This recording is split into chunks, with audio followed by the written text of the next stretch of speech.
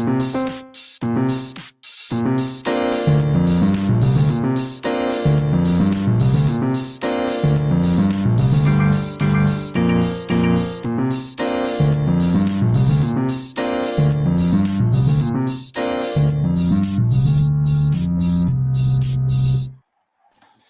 and welcome to the All In Podcast with Bad Beat Bryce and Ryan the Rock. How are you doing today, Ryan? Oh, I'm doing good. Welcome back. It's another fun time. We're live at a weird time, but that's okay. We can do whatever we want to do. Bryce, wanted to talk with you a little update on you. You are about to travel from Texas to Florida to play in a couple really exciting events and meet a whole lot of people. Tell us a little bit about that. What's up, Stuart? Yeah, so I'm actually just going to play one event. I'm going to play the 3,500 2 million guaranteed event, which should be a good time. There's a lot of people I'm excited to meet up with. The Poker Flaps guys, some people from the club that have been playing with us over the past year and a half, and as well as some family. So I'm really excited both for the poker grind as well as the social aspect of it. But going to go down there for like 8 or 9 days, play that tournament, fire 2-5 for a week, and hopefully come back profitable. That makes sense to me. Are you getting staked at all for the tournament? Yes, I am. So for the tournament, I sold 40% of my action at a 1.15 markup. A lot of people who've staked me before, like Jordan, he's got 20% of it. I'm excited to meet up with him as well. Awesome that him and his wife are flying down to Florida. So yeah, make sure to wash your hands. Absolutely. A lot of people don't think COVID is real at all in Florida. So make sure to stay as safe as possible, especially if you're not vaccinated. But yeah, it's going to be an amazing time. Excited for the good weather, the good times, and the good people, man. How are you doing? Cool.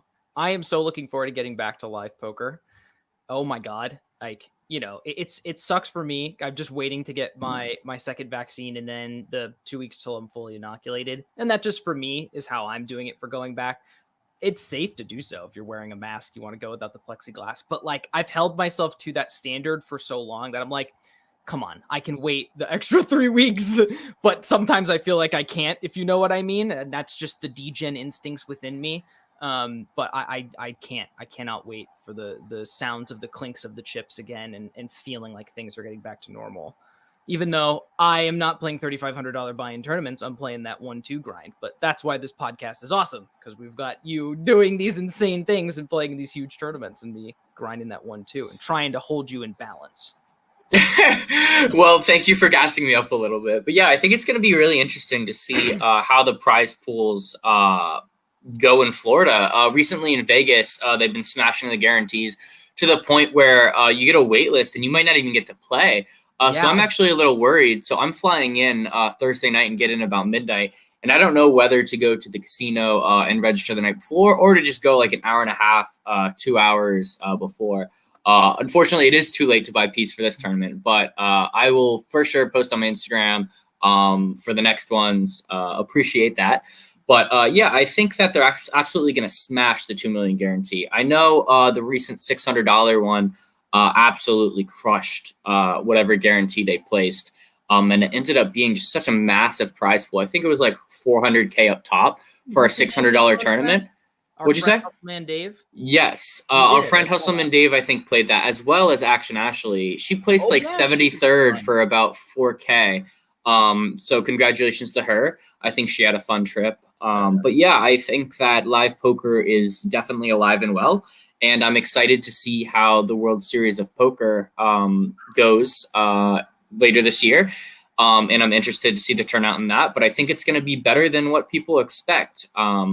So yeah, I'm really excited. Right? Isn't it? It's about if we're truly feeling normal by September, do you think that they're just going to shatter any previous record for attendance? I don't know about that because I'm not sure exactly how internationally open things are going to be. I track that. Well, I guess you could in terms of just full entrance. And I think some people still will be pretty conservative, especially some of the older population. I agree. In terms of just going back. So it's kind of hard to tell. But yeah, it's interesting because I was actually on the phone either last night, I think it was 2 nights ago, with Ricky Pine, and he was talking about how he was playing a tournament recently. And he sat down next to a guy, and the guy's like, "Oh yeah, like I won this tournament earlier this year." He's like, in 2020, like when did you do that? He's like, "Oh, I won the main." And Ricky's like, "What?" And he looked him up, and it was the guy. I recently watched on Poker Go, like the final table live stream or whatever.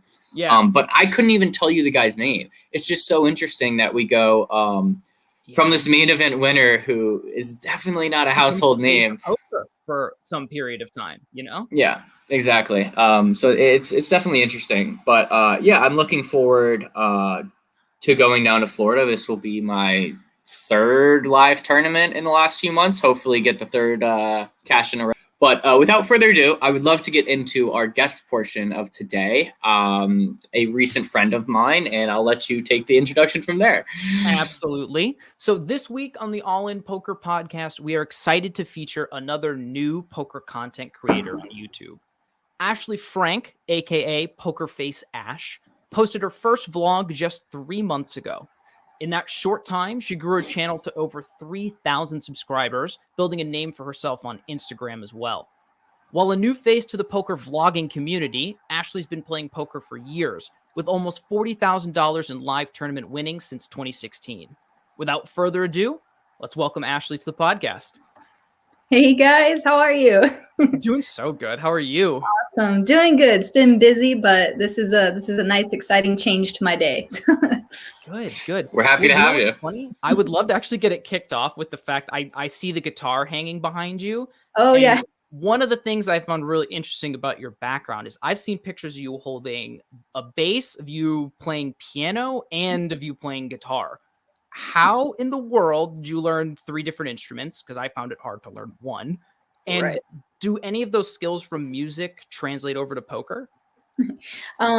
Yes, actually. I play the guitar, drums, and stuff. Like I'm okay, but my main instrument is the piano. And it's pretty cool. I grew up in a musical family. My dad owned a local piano shop here my whole life. So I grew up around music. It was so cool. And he always tried to teach me to read music at a young age, but I actually would always just start making up my own stuff and I couldn't read the notes. And to this day, like I don't read music. I just play by ear. But as far as music helping in poker, I think just like the creative part of your brain, like I feel like that's a huge thing. And I think that that's something that I use in my poker play is just being creative and just thinking of like out of the box things to do at times that maybe others wouldn't. So maybe that helps a little. I'm not sure. No, that's a really, really great point. And have you've been doing some performances in the past, haven't you? Were you in a group or were you just doing gigs with people? Yeah, I was in like a jazz band, and then I was in like this like pop rock band, and then I was in this like gypsy jazz band. That was my last band I was in. And that was like a really interesting eclectic band where we had like I would play the piano and like play the kick drum, but it was like a suitcase, and I would like play them at the same time. And then like our lead singer, he would sing, play violin and harmonica and guitar. Like it was crazy. It was such a fun band, but yeah, that didn't last too long before our lead singer had to move away. But after that, I decided just to start. I actually quit to focus solely on poker. Yeah. What kind of songs do a gypsy band play? If you've heard of Django Reinhardt, he's one of the most famous gypsy. Well, he's like the godfather of like gypsy jazz. He actually was an amazing guitarist, and he was in one of his little it was like a mobile home, and there was like a fire, and he actually got stuck in there, and his fingers ended up like getting like melded together in the fire, and he ended up playing most of his life with like 3 fingers. And if you ever heard him play, it's incredible. You would never know this guy had like 3 fingers, and he's like one of the fastest and craziest guitar players. So anyway, our gypsy jazz band leader, he was obsessed with Django, and so that's why we kind of like adapted his style. But that was a pretty interesting band. Yeah, that's absolutely nuts. It sounds like you keep yourself busy for sure. Yeah. So my question for you is just how were you first introduced into poker? I know you mentioned to me you have dealt in the past. Was this in casinos? Was this in home games? What's your background? Well, the dealing actually didn't start till like last year. Before that, I had been introduced to poker in college, where I was on a basketball team in college. We had game nights, and one of the nights, our head coach introduced us to poker, and most of us had never played. I had never played, and then one of my teammates said, "Oh yeah, I play on Full Tilt for play money. Have you ever heard of it?" And I was like, "No." And then I actually ended up depositing some real money on there, which I totally shouldn't have been doing as a broke kid in college. And I lost like a ton of money at the time, which was like probably $200. I'm like, oh my gosh, I got to figure out how to get this back. And so that's when I started like realizing, oh, people like make money at this. You can like become good at it. And then it just kind of like spiraled from there. That's how you That's know awesome. you've got that good degen instinct, though. If you lose $200 and then you immediately are like, all right, how do I get that back? It's like I got to deposit more to get this back. Yeah, you have to. That's funny. So you've been posting the occasional picture of your chip stack on your Instagram since 2017. Did you ever see your following growing to where it is now? And what inspired you to start posting the vlogs? Yeah, no, I definitely didn't. I didn't see that at all until Jamin Burton. Shout out to Jamin, Drawing Dead vlog. I got to hang out with him this weekend a lot, which was cool. He like randomly just like shouted out my Instagram page one day and just said, "Hey, if you're into, good poker content, this girl like keeps it real and you should follow her." And at that moment, I was actually playing a live tournament at my local casino, Talking Stick here.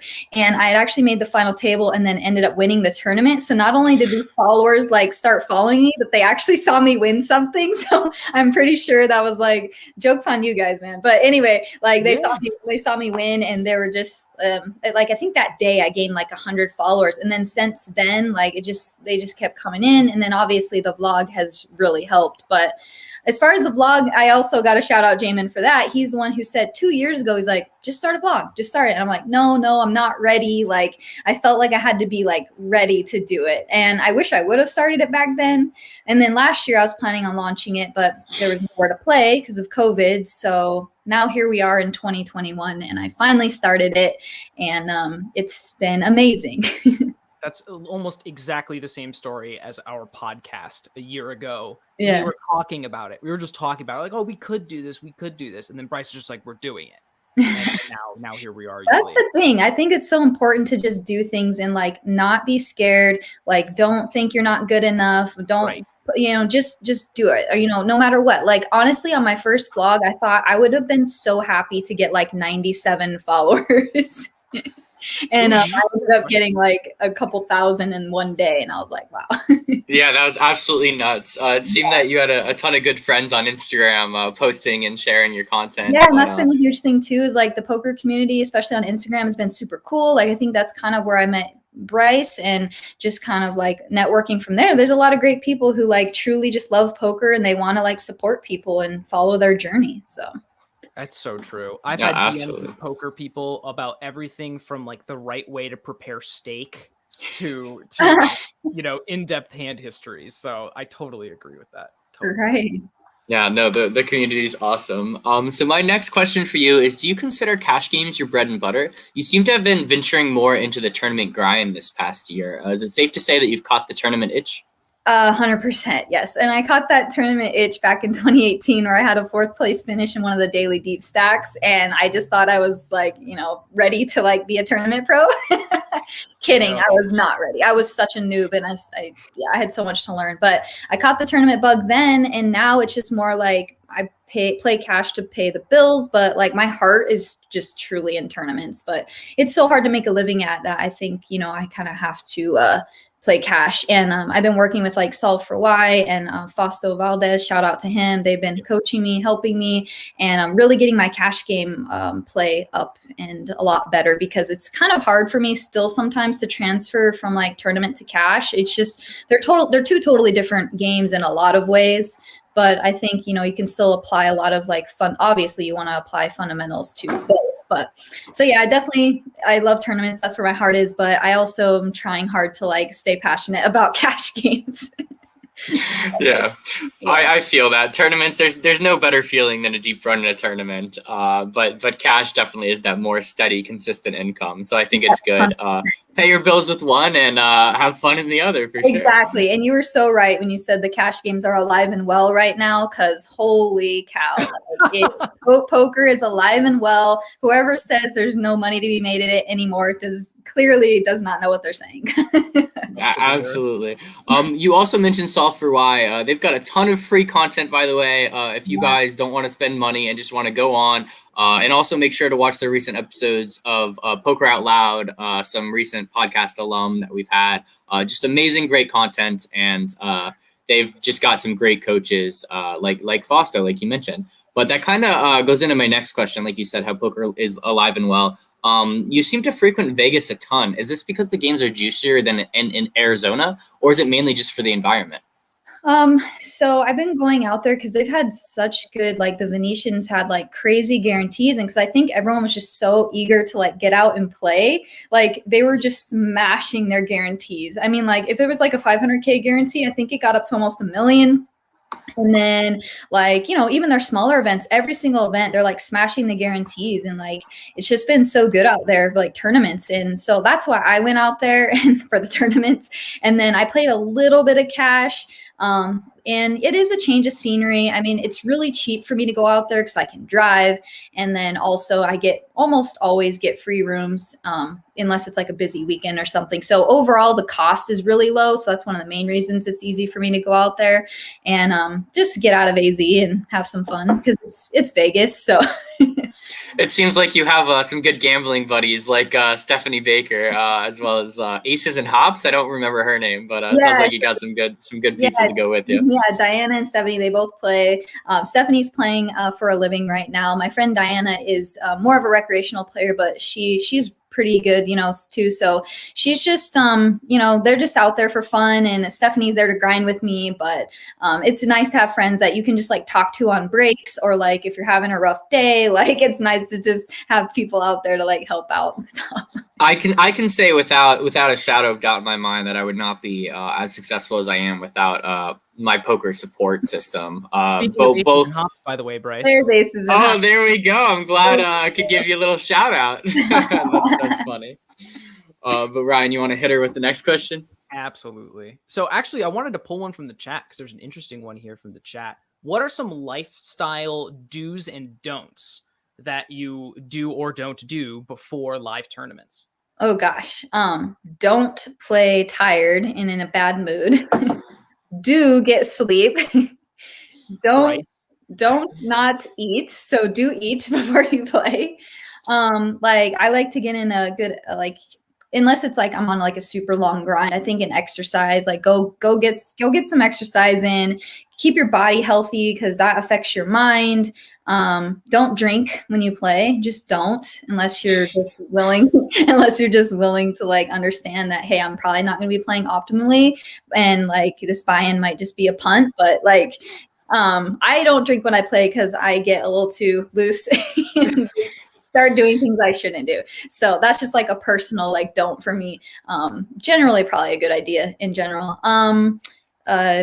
Yeah, those are the main ones I would say. Just like be healthy, like treat your body well, and like don't play if you're like in a bad mood or sad. It just never works out. I mean, I can't remember a time where I felt like crap and I went to play and I had good results. Like they just don't go hand in hand. So I feel like you kind of have to decide if it's salvageable, you know? If you're like, I can sit down for a few minutes and like just take a break, then I can bring it back together and then I can play well. That's good. But like if you're over that edge and you know you're just upset, don't get in the car and drive to the casino. Yeah, it's just not a good idea. So I think being in a really good mental state, and like I just finally read The Mental Game of Poker by Jared Timler, which I had never read. Yes, like, and I was so late to the game, and everyone's like, how have you not read that book yet? But like, it's just, mental game is just so important, and people don't understand the mental game is the difference between being a winning and losing player a lot of the times, especially in low stakes, because even bad players can like somewhat kind of be okay at low stakes. But the difference between like a crusher and like an average player is mental game, because they're not going to punt in spots where maybe someone with like a weak mindset would punt, and all those big blinds and all that EV is just, that's what makes you a winning or losing player.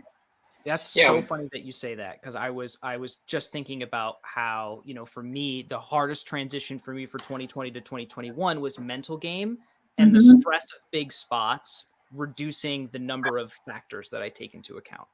Right. So instead of taking into account the pre-flop action and the flop action, I'm just thinking about what price am I getting and how often do I have to be right here. Exactly. And that's incredible. You're going to make the wrong decision. Exactly. And that's an incredible shift in like your poker mindset, because it's literally a game changer. Like when I started studying with Solve for Why, this light bulbs were going off left and right. And I was thinking about poker in all the wrong ways. Right. So to like adjust to like start thinking correctly about the game is just, it's so exciting. It's fun. Like you see improvement, and then that just like snowballs into like you just getting better and better. Right. I honestly think you just have an absolute complete transformation in mental game and just everything in life. Like I've found the ability when something wrong goes in my life, whether it be a flat tire or like whatever goes wrong, right. I'm just like, I don't even care. Like I've been sucked out on and gotten 2 outed in like 5K pots, and like this isn't gonna bother me. Right. That's a good point. Yeah, I think that poker absolutely has been plus EV on my life, even though. Life. Exactly. But I very much agree with your comments on not playing tired. Sometimes when I want to go, I'm like, oh, like I can make money, but like I'm kind of tired. Those sessions normally don't go well. If I don't feel like playing, I'm not going to play optimally. So definitely agree with everything that you said. And if you guys have not read The Mental Game of Poker, make sure to buy that right now. Right now. I'm even going to put the link in the description. Like, that's how serious we are. There we go. You gotta. That good. But I also wanted to ask you, so you recently played in the Ladies International Poker Series, or LIPS, event in Vegas. 3 days of poker tournaments for women only, 10 events total, with a points trophy awarded to the grand champion. In such a male-dominated game like poker, what's it like to play in a tournament of only ladies? And did you have to make any adjustments in your strategy for that? Yeah, for sure. It was such a fun weekend. And what was so cool about it is like women can be fierce, like scary fierce. But when we came together, it was like this cool camaraderie, but at the same time, we were able to all be competitive and still play. But when you get bad beat or you get knocked out, you know, people would be so nice and say, hey, nice hand, you know, good game. Like, so there's that cool, like encouragement, but at the same time, like we were all there, like kind of respecting each other, that we were just all there to compete. The vibe and like the energy the whole weekend was so fun. Like the first night was like the pajama party tournament, and everyone showed up from anything from like, you know, like dinosaur like get up to like all like wardrobe, like weird pajamas. It was so funny. I got a lot of cool shots for the vlog on that one. But yeah, I ended up final tabling that one, and I got 8th place. I went out with Queens versus Ace King. It was a pretty gross spot. But anyway, it's definitely a bit of a change in strategy. I mean, I hate to, like, I try not to stereotype women, because like I don't want there to be any stereotypes, right? But like there just is. And like I guess I would say maybe the ladies, like there's some ladies who are just pretty tough to play against because they play very unorthodox, and I don't, you know, so just trying to adjust to like some super like large bet sizings or just things that you don't normally see in certain spots, and then trying to figure out, okay, do they know that they're polarizing here? Probably not, you know. And so just trying to like really kind of like find the exploits against these players, and just kind of like it was a challenge. It really was, because they play really unorthodox sometimes. But then again, you know, so do guys. So I'm not saying it's only women, but there's like certain like types of styles that I saw out there that was like really interesting. So trying to navigate those was fun. Yeah, I think that's an interesting environment, being all women. But I absolutely think that men can play unorthodox as well. Like the dailies that I've been playing at my near card house, like the bet sizings that they do on like an 8-8-3 board, like 60% pot, like rainbow. And I'm like, what are you doing? Exactly. Like it like infuriates me, but it's so exploitable that it also makes me happy. It's just bad play sometimes, just like I need to not like berate the fish. Right. That's a big mental difference for me, is I would tend to give people too much credit. You know, you Mhm. have to look at them and try to climb inside their head. And sometimes you do have to just fall to the stereotype until you see something different. But I totally get what you're saying. Like you have to be able to read what to go inside that person's head and not give them too much credit for being the Yeah, best. and I don't know why. I used to get like way more competitive, like actually like fiery inside because I wanted to like be the best woman. And I know that's silly, but like I got more competitive and I used to get really frustrated playing against women, like really frustrated. It was like this weird tilt that I had.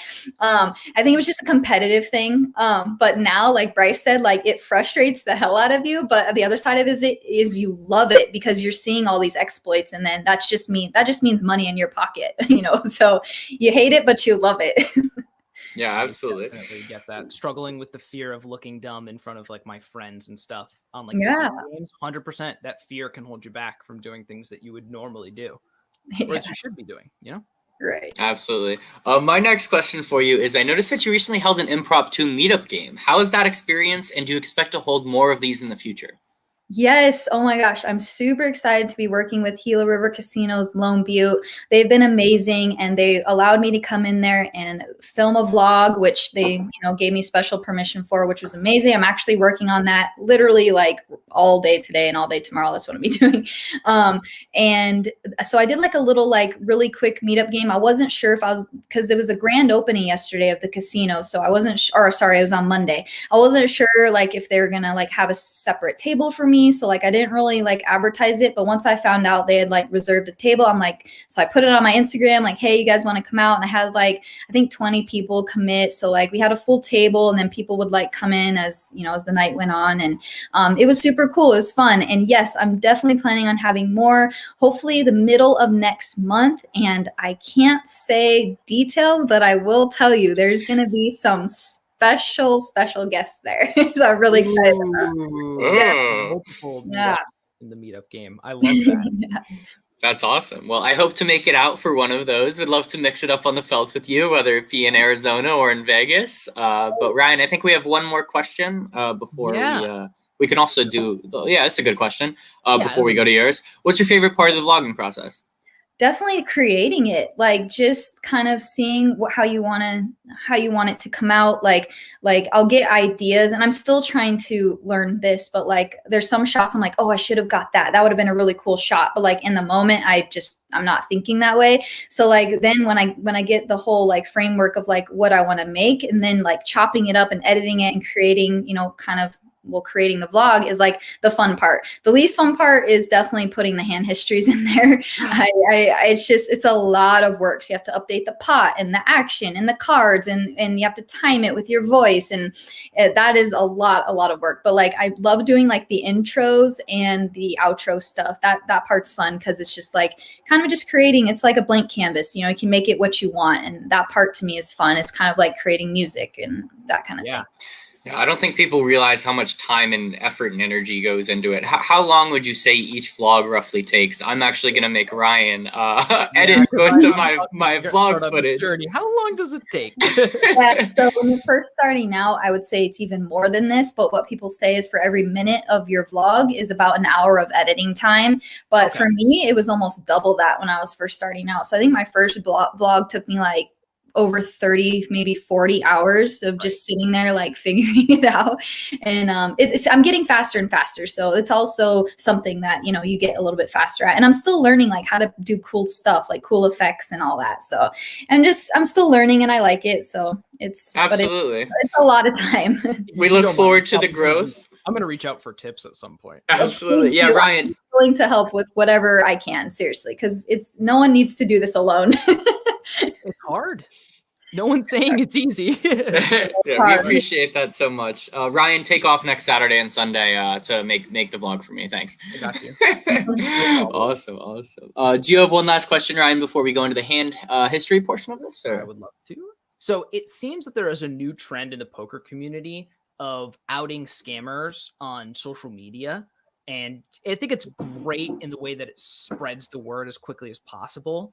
But it does have the shortfall in that we can have rushes to judgment too fast without all the information. Do you think this is a good thing for the poker community, or are people just rushing to judgment too quickly? I think it's important to keep people accountable, and I do consider the poker community like its own thing. And like we as a poker community should be integrous, we should be trustworthy, we should be honest, just like in life. But we are our own little, segment of a community. And it is tough because if someone comes out and says, "Hey, I got scammed," don't trust this person. I think the important thing is you have to trust the source first. Like if it's a reputable person in the community and I saw that, then I would tend to lean towards, believing it. But if it's like someone I don't really know and I'm not sure like if they're a trustworthy person in the community, then I think we should really like maybe like need to hear more facts or need to hear more of like what actually happened. But like I know Novocaine Poker, she's been like outing people, and she's someone that I would trust. If she came out and said someone is scamming, I would believe her because she seems to be pretty trustworthy. So I think it's good to keep people accountable. I think that as poker players we need to have some sort of like accountability. There has to be some sort of like, I don't know, we need like a board of trustees or something. Like but it's hard because like we're all just all on our own in this poker thing and just kind of here and do everybody's out for themselves. But at the same time, like it's good to let people know so it doesn't happen to others. But I think we need to be really careful and like being quick to judge people as well. Thank you so much for coming on to our podcast today. Loved interviewing you as well as going over that hand. Cannot wait to see the content you continue to produce, and hope to meet up with you hopefully in 2021. But we'll see what happens there. Yeah, I'm sure we'll cross paths at some point. But yeah, thank you so much for having me. This was awesome, and I look forward to hopefully another time. Yeah. Absolutely. Good luck on the grind. Thank you so much, Ash. Thank you. All right, have a good one. Thank you so much to Pokerfaceash for coming on. You're an absolute blast to have on. Cannot wait to meet you in the future and look forward to the content you produce. Make sure to smash that like and subscribe button. Helps. It helps us a ton.